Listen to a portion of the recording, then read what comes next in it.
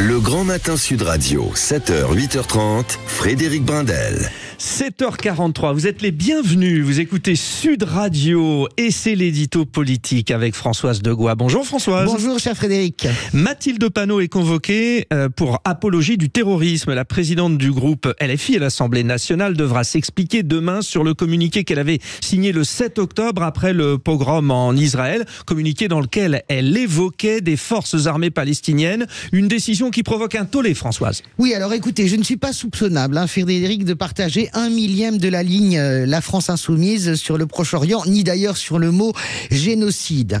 Ne pas dire que le Hamas, y a-t-il apologie du terrorisme? Ne pas dire que le Hamas est une organisation terroriste, ça n'est pas dire qu'on est d'accord avec lui. On est d'accord là-dessus. C'est une faute morale, c'est une faute politique de mon point de vue, sauf pour la stratégie électorale de LFI, mais est-ce répréhensible pénalement? De la même manière qu'on a le droit d'être antisioniste, c'est-à-dire de ne pas accepter l'idée même d'un État hébreu, et d'ailleurs ce mouvement existe en Israël, il a longtemps été représenté par le Matzpen en Israël.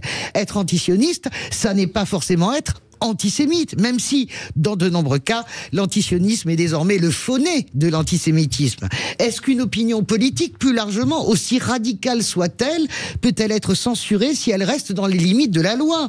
Convoquer une présidente de groupe, ça n'est pas acceptable. C'est d'ailleurs plus une manipulation qu'une censure, une façon de criminaliser la France Insoumise. C'est tout à fait malsain et ça ne permet pas au débat public de s'exercer sereinement. Bien sûr, la France Insoumise récolte ce qu'elle sème politiquement. La stratégie du tout conflit, les outrances en tout genre, doublées d'une inculture terrible sur la question du Proche-Orient, ça en est même affligeant, notamment de la part de Mathilde Panot, mais tout cela ne justifie pas cette convocation. Et je dirais la même chose, Frédéric, s'il s'agissait de n'importe quel élu, de n'importe quel parti, y compris le Rassemblement National, voire Éric Zemmour. Nous sommes des démocrates, Frédéric, et contrairement aux idées apocalyptiques distillées depuis des années, pour des raisons bien sûr électorales, nous sommes une démocratie solide, qui peut parfaitement encaisser l'éventail le plus large des opinions et des idées. En vous écoutant, Françoise Degois, alors est-ce la démonstration que nous vivons dans une démocratie autoritaire? Alors, vous connaissez bien ce genre de pays, Frédéric, entendons-nous bien sur le mot une démocratie autoritaire, par exemple, c'est la Hongrie. Nous n'en sommes pas encore là, car les institutions, même si elles nous corsettent, elles nous protègent aussi. Mais attention, nous dérivons vers un autoritarisme politique. Les faits sont têtus.